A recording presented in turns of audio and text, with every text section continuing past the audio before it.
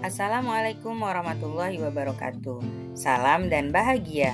Saya Asmiati Aceh, calon guru penggerak angkatan ke-9 dari SD Negeri Manis Jaya Kota Tangerang, Provinsi Banten.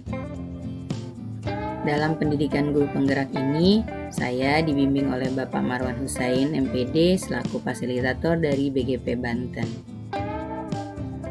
Dan juga oleh Ibu Sarmina SPDI, selaku pengajar praktik dari Kota Tangerang.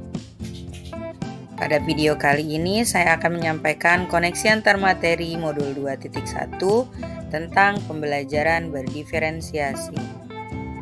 Sebenarnya, apa yang dimaksud dengan pembelajaran berdiferensiasi? Simak sampai selesai ya. Pembelajaran berdiferensiasi adalah sebuah usaha guru untuk menyesuaikan proses pembelajaran di kelas dalam rangka memenuhi kebutuhan belajar setiap individu murid. Menurut Tomlinson, dalam kelas yang mengimplementasikan pembelajaran berdiferensiasi, seorang guru melakukan upaya yang konsisten untuk dapat merespon kebutuhan belajar setiap murid. Pembelajaran berdiferensiasi juga dapat diartikan sebagai serangkaian keputusan masuk akal yang dibuat oleh seorang guru yang berorientasi kepada kebutuhan murid. Keputusan-keputusan dibuat tersebut adalah terkait dengan yang pertama yaitu kurikulum yang memiliki tujuan pembelajaran yang didefinisikan secara jelas. Bukan hanya guru yang perlu jelas dengan tujuan pembelajaran, namun juga muridnya. Yang kedua yaitu bagaimana guru menanggapi atau merespon kebutuhan belajar muridnya.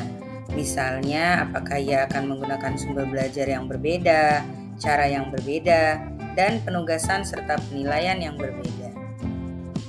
Yang ketiga yaitu bagaimana mereka merespon lingkungan belajar yang mengundang murid untuk belajar dan bekerja keras untuk mencapai tujuan belajar yang tinggi.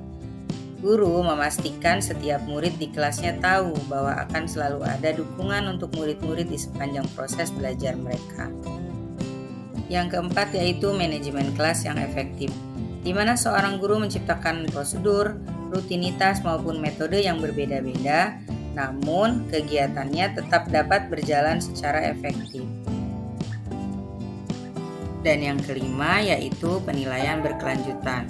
Bagaimana seorang guru tersebut menggunakan informasi yang didapatkan dari proses penilaian formatif yang telah dilakukan untuk dapat menentukan murid mana yang masih ketinggalan atau sebaliknya, murid mana yang sudah lebih dulu mencapai tujuan belajar yang ditetapkan. Tomlinson dalam bukunya menyatakan bahwa kita dapat mengkategorikan kebutuhan belajar murid paling tidak berdasarkan 3 aspek berikut. Yang pertama, kesiapan belajar atau readiness murid, yang kedua, minat murid, dan yang ketiga, profil belajar murid. Kesiapan belajar atau readiness adalah kapasitas untuk mempelajari materi, konsep, atau keterampilan baru.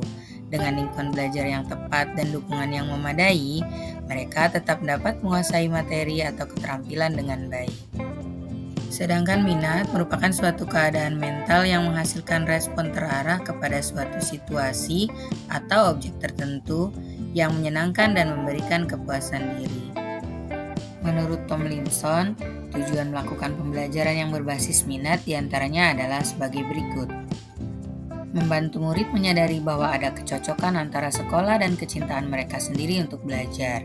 Kemudian mendemonstrasikan keterhubungan antar semua pembelajaran, menggunakan keterampilan atau ide yang dikenal murid sebagai jembatan untuk mempelajari ide atau keterampilan yang kurang dikenal atau baru bagi mereka, dan meningkatkan motivasi murid untuk belajar.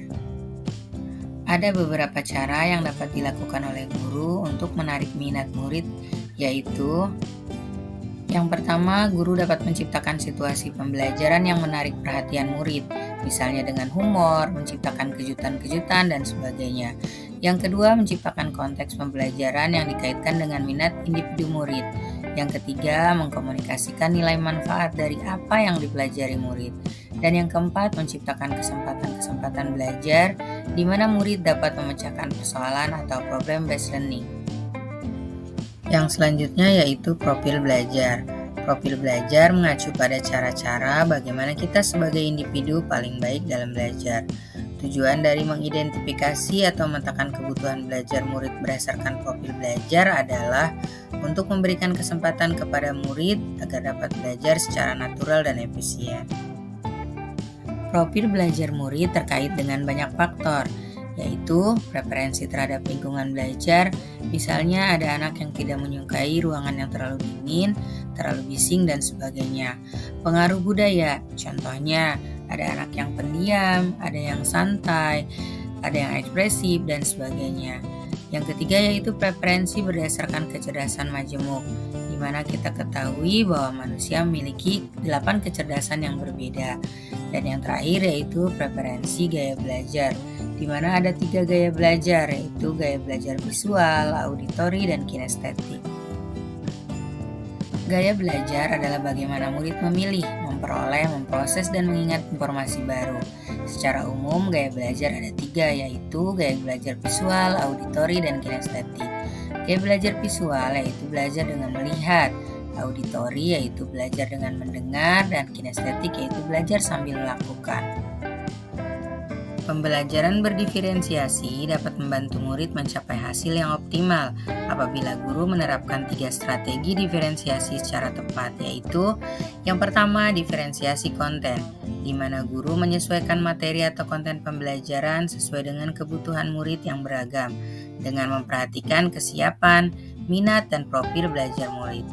Yang kedua yaitu diferensiasi proses, di mana guru memvariasikan proses belajar sesuai dengan kebutuhan belajar murid. Dan yang ketiga yaitu diferensiasi produk, di mana guru memodifikasi tagihan yang dihasilkan murid sesuai dengan kemampuan masing-masing murid. Murid-murid yang duduk di kelas-kelas yang ada di sekolah kita tidak sama. Mereka berasal dari latar belakang yang berbeda, memiliki preferensi belajar yang berbeda, minat yang berbeda, dan belajar dengan kecepatan yang berbeda, sehingga kesiapan belajar mereka pun berbeda. Segala perbedaan ini tentunya memerlukan kebutuhan murid yang berbeda pula. Itulah sebabnya mengapa kita harus menerapkan pembelajaran berdiferensiasi.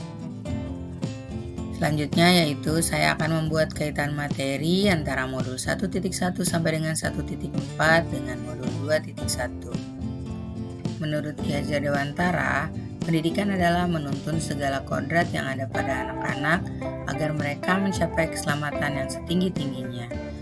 Untuk mewujudkan hal tersebut, sebagai seorang pendidik, guru harus dapat menggali nilai-nilai positif yang ada pada dirinya, seperti mandiri, reflektif, kolaboratif, inovatif, serta berpihak pada murid.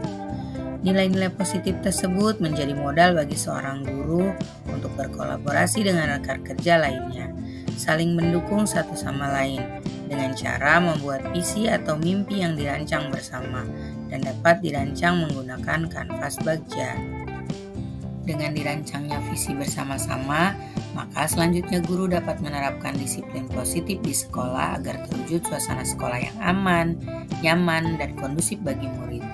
Setelah disiplin positif diterapkan dengan sungguh-sungguh di sekolah, maka suasana belajar akan nyaman dan kondusif. Lalu, pembelajaran berdiferensiasi menjadi solusi paling tepat untuk melengkapi usaha memenuhi kebutuhan murid, agar terwujud pembelajaran yang berpihak pada murid dan mengantarkan murid pada kodrat alam dan zamannya.